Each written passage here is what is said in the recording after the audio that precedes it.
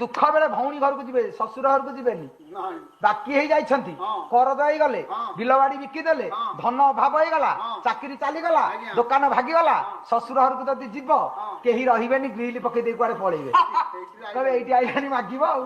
ତେଣୁ ଦୁଃଖ ପଡିଲା ବେଳେ ଶ୍ୱଶୁର ଘରକୁ ଯିବେନି।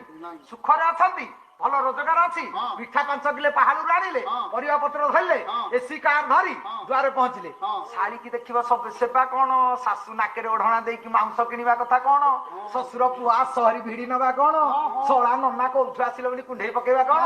ଯଦି ଧନ ନାହିଁ ଗ୍ରିଲ ଚାବି ପକେଇ ଦେଇ ଭିତରେ ରହିବେ ଯେ ତମେ ବଜେଇବ ଆସିବ, କେହି ଶୁଣିବେନି।